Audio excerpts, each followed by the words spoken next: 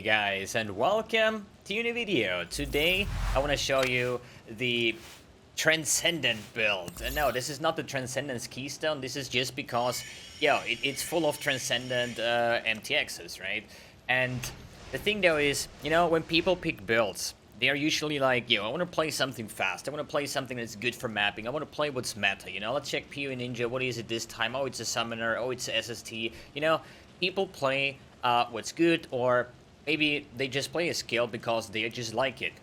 And then there's mbXtreme that says like, wait a second, GGG just released a new MTX on Exsanguinate? Like, let me check out what this looks like, And to be honest, I barely ever seen any MTX looking that cool than this one here, right?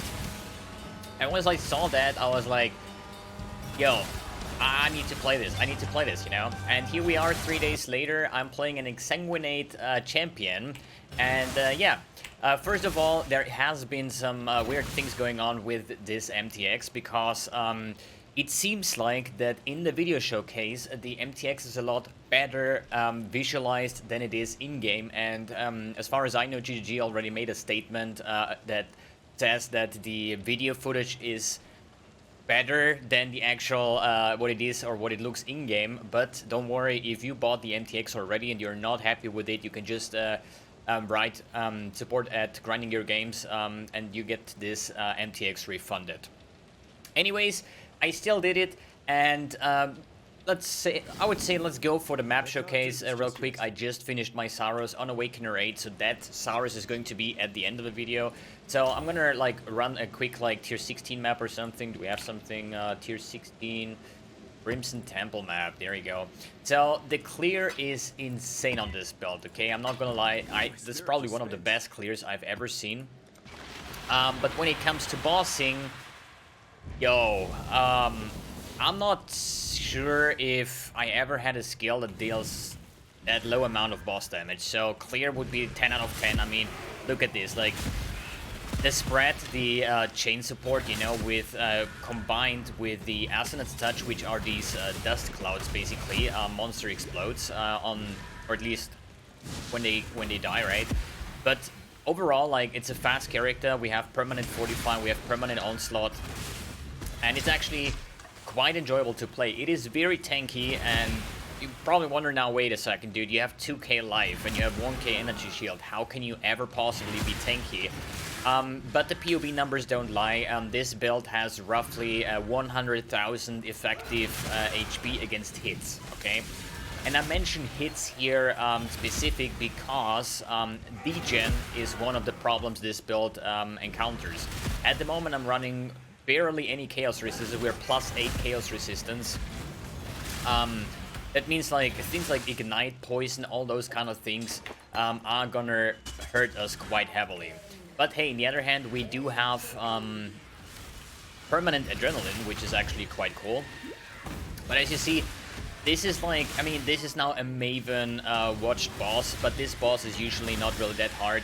But you already see, even like, first of all, I have to gem swap to get some halfway decent boss DPS. But you're gonna see later on Saros, I think this was the cleanest Saros that I've ever played. I think almost no mistakes at all. It was deathless, but I think the fight overall took like 9 minutes or something for a Saros. So this is like, single target is rough, man. It's really rough. POV says at the moment I think I do have like 2.5 million DPS or something. It just doesn't feel that great, to be honest, but therefore it's a very good mapper. It's a lot of fun for that too. For the league mechanic, it's very good because it's like a dot, right? It's not like hit based, so we're just gonna spread all of this, and you see like monsters, either they die on the initial hit or they actually gonna die on the dot that is ticking on them. Then they explode, and I think that's like, for the characters that I've played this league, which has been like some accuracy stacking, some fire burst, some rage vortex, and I think there's another build that I've played that I forgot about. This is like probably one of the best league mechanic clears overall, as well when it comes to like any kind of map that has a big amount of monsters, whether it's like delirium maps, like 20-40% delirium is what I've did with this build, or anything where monsters are stacked up, it's just like super fun, as well as Delph. So I would say Map Showcase, as you saw, it's a very smooth and fun character to play. I would say let's run a Delph node, because I think Delph is super fun with this build too. And we're gonna talk about this build in specific. How does it work together, all the things, why I'm actually champion. And then I'm gonna leave you with the showcase of Sauros Awakening Rate, so you can get yourself a kind of an image how the boss damage is like. But yeah, when it comes to Delph, you want to make sure that on the start you're gonna use your Life Flask, so we can proc our Adrenaline. So this is one of the reasons why champion is like really good for this build, because of the almost permanent Adrenaline with the damage reduction, the increased damage, the movement speed, all the good things. So for having a champion that is usually not like the fastest character, having like permanent onslaught, adrenaline and stuff, I think movement speed wise it's actually definitely on the okay side. You know, it's not an assassin with like 300% movement speed or Pathfinder, but for being a champion, I think the speed is pretty good actually. I do not have any kind of like tailwind elusive boots or anything like that, so speed can also be optimized on the end game side. But talking about the end game side, this is something I don't really like on this build. So I think the pros are definitely the clear speed, the overall speed, the tankiness, you know, like all these kind of good things. The MTX obviously, but on the bad side, I think definitely the lack of single target, and on top of that, degen. This is like, degen is like one of the things you cannot do anything against it, you know. Even though we are tanky against hits because of permanent fortify and stuff, it's really bad in that term. And on top of that, the gearing curve. I think I spent, about 50 exalts already on this build, and for 50 exalts I think it actually performs quite poorly. Might be the reason of all the nerfs that happen in this league, that hit dot builds quite hard, whether it's like bleed, whether it's ignite. I think poison is the only one that actually got buffed.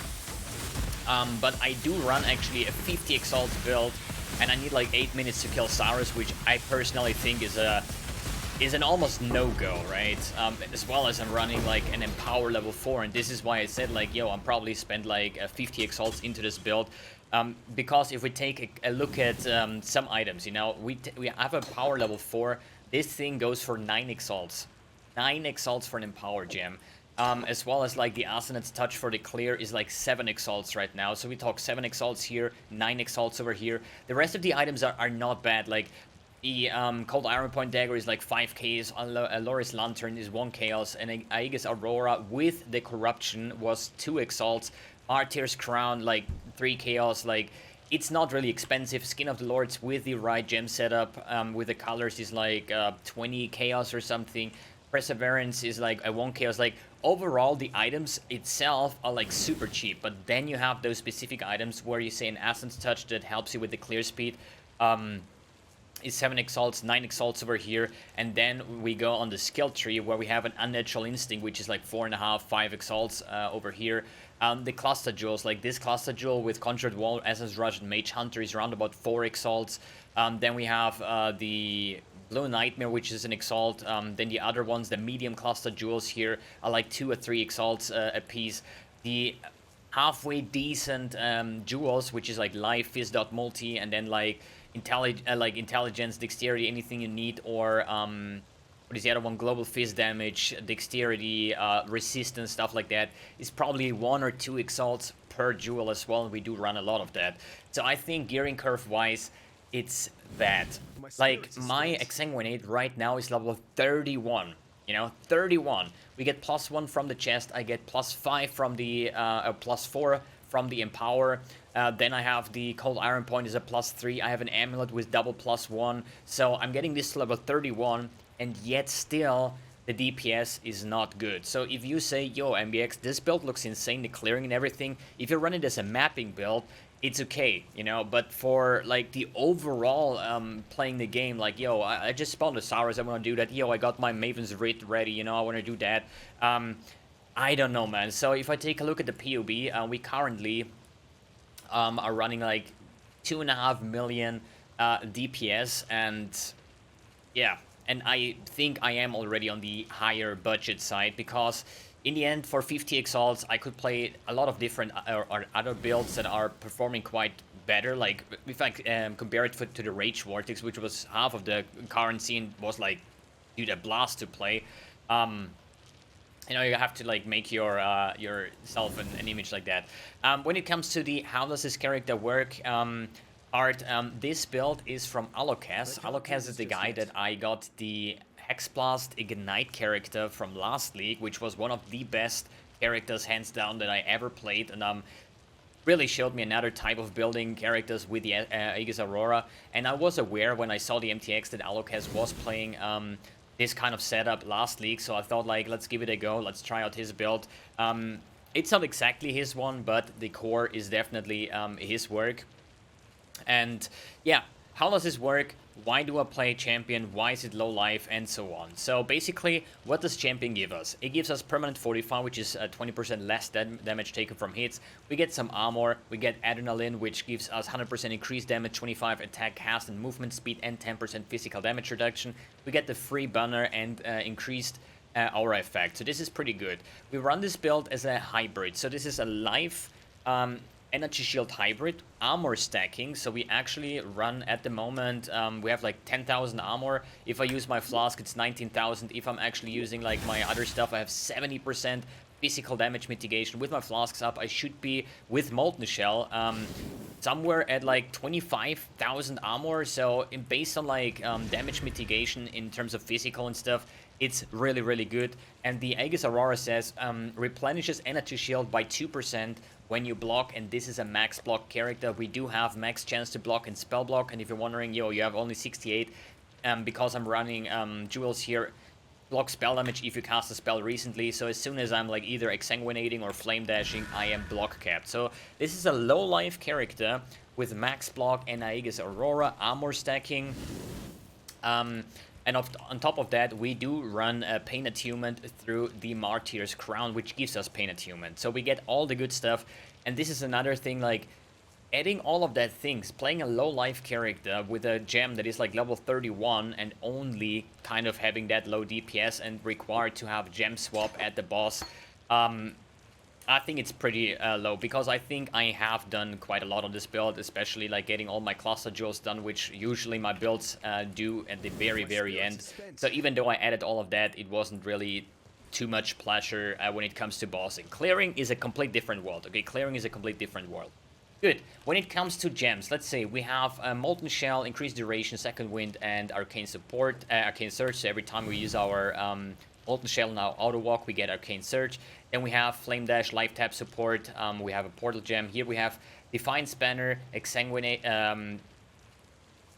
Wait a sec. Oh yeah, I was like, yo, why do I have Exsanguinate in my shield? That was my old gem. So I was buying a level 2120, and I did level with the Divergent, which has tendrils up to 2 additional targets.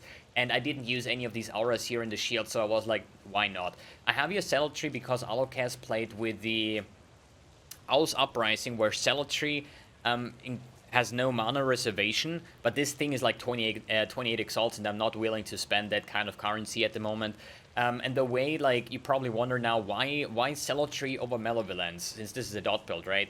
And if you have, like, Celatry with the Watcher's Eye modifier, that enemies on consecrated ground take 10% increased damage. With a Bottled Faith, it sums up, it's like 20% increased damage taken, and this is, like, stronger than a Malevolence. Then other than that, the Pride, Petrified, Blood Divergent, Flesh and Stone, then we have Herald of Purity, Vitality, Arrogance, and Enlightened support. So you might wonder now, why Petrified Blood? You know, why trying it even, right? Because you have like 2k life, like what's the point, right? But the thing is, Petrified Blood is actually quite defensive when it comes to hits, you know? Like, you get a hit, like, overall you get more damage, right? But you only get like half of the damage, and the other half of the damage you get as a dot. And since we have like Vitality and we do have a good sustain, we can out-sustain hits a lot better, even though we get more damage overall. So let's say I get a 10,000 damage hit, you know, I lose 10,000 life. This time I'm getting a 5,000, like a 10,000 damage hit with Petrified Blood. I'm only getting 5,000 ahead, and then probably like 7,000 or something in the course of a dot, which says that with the dot version I get like 12,000 damage, like overall. But still, you are more protected against those one-shots. And we are low life now, so we can take a Loris Lantern, which says damage of enemies hitting you is unlucky while you're on low life. Then we do blind enemies with the Asenath's Touch. So, like, when enemies hits us, they actually, like, when they hit us, because they're blinded, so they have a lot less accuracy and a lot less hit chance. So that means when the enemy damage is unlucky, it hits you like for 10,000, but basically it hits you and the damage gets rolled twice. It would be as if he would attack like 2 times. Let's say one hit was 5k, one hit was 8k, then I will get only the 5k. So always the lower hit I will receive, which is a big layer of defense on top of that. And then we talked about Adrenaline. How to proc Adrenaline on this build. So Adrenaline is something that you get from a champion, and this is once you reach low life. So I am low life, technically, right? So how do I get this? And this is with a life flask. So I want to show you that actually with Photoshop, so it's a lot easier to see what I want to say here. Let me quickly open it. I can't do this just yet. Load faster. Make a screenshot. So I want you to focus on the life pool right now. My spirit is spent. God, my PC is so bad. Oh, new file. Copy pasta. So, I want to take a look at this one over here. And then again over here. So, as you see, we have probably 51% unreserved. You know, 50% is a new low life threshold. And if you compare those two images now, you see that there is like 1% life missing. Okay? So, this here is the 50% threshold. This 1% life that I do not have here is the dead zone, basically, and the rest is reserved. So, what does that mean? Now, with this version here, I do have 50% reserved. I am on low life, okay? You see that on my damage here, 46... no, actually, now I'm on full life, and now I cast a spell, I'm at 84. This is because now I reach low life, since Exsanguinate spends life. And now I actually get the bonus of the Pain Attunement, the more spell damage, right? And I do proc Adrenaline. So, what does that mean? Basically, if I'm like this is when I, like, Petrified Blood is like that. You cannot recover more than 50% life with any kind of source. Not life gain on hit, not regen, not leech, not anything. The only thing that you that is able to get you above those 50% is a life flask. So, this would be my normal state. I am now low life because 50% of my life is reserved, basically, or I'm below 50% life. So now I use my life flask, and as soon as I use my life flask, I get up to this state where I'm not on low life because I have 1% over low life. But then I cast one spell, which is Exsanguinate in this case, or Flame Dash with life tap, and I do spend life, 241, and then I get on low life again, so I'm getting back to this stage, and then I proc my Adrenaline. So the only problem that I see here, which is weird, I cannot permanently sustain Adrenaline. You see it's like 9 seconds left. I use my Flask, I use my Exsanguinate, and it doesn't refresh. So for some reason, Adrenaline does not refresh, but as soon as it's out, I just like Life Flask, Exsanguinate, and I'm back on low life, and I'm getting my Adrenaline, which is like the physical damage mitigation, movement speed, and all the kind of good things. So overall, I don't know why this is, but in the other hand, just having a life flask, you don't need life flasks at all because you're going to have vitality, you're going to sustain, you have your block, you have your energy shield, all of the good things. But sometimes when you're mapping, you just sometimes press your flask, and then you manually, you just attack with your Exsanguinate just because it's like kind of like your mapping tool anyways, right? So you run around, sometimes within the packs, you just use your life flask to refresh your Adrenaline, which is like a lot more damage and more movement speed on top of that. When it comes to the MTX, this is the complete Transcendent set, which is the helmet, the chest, the gloves, the boots, the weapon and shield, plus the portal effect, and the rest is the Dark Prison stuff, Dark Prison weapon effects, Dark Prison character effect, with the Transcendent Exsanguinate, the Nightfall Flame Dash. What else do we have? The Transcendent Herald effect, the Dark Shard, Aura effect, and that's pretty much it. One cool thing about this Anomalous Herald of Purity, these monsters will taunt. So this is like pretty cool when you're mapping or doing bosses and you spawn your sentinels. They're gonna taunt the boss and you have a good time standing on the side and actually be able to dodge things, you know, and like difference-wise, I personally really like this new MTX. But yeah, guys, I'm gonna leave you with the path of building link in the description below, and now with the sour skill that I've made like legit 10 minutes ago, and I actually got an Awakener Orb, which is like 4 exalts, and this is Awakened PoE trait macro if you're wondering. So in the end, it wasn't too bad on that regard. Alright guys, thanks for tuning in, thanks for watching, and see you on the next video.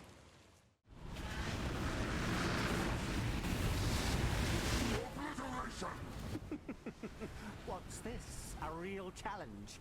You've finally caught my attention.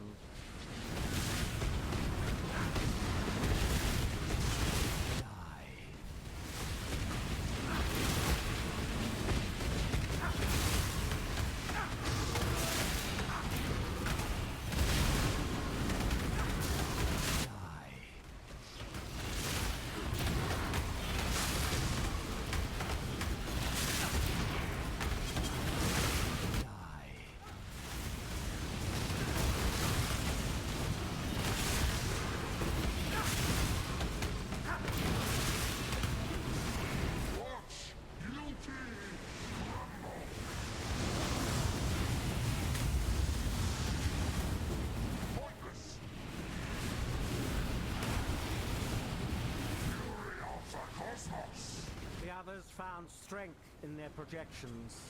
They became reliant on them. I'm not so foolish. Die. There's only horror. Be silent. Die.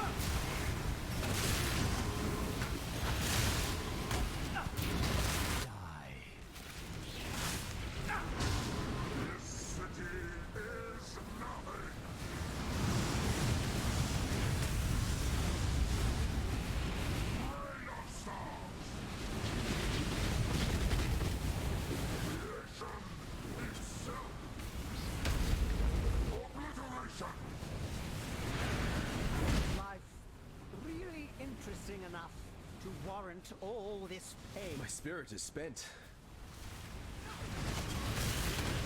Die.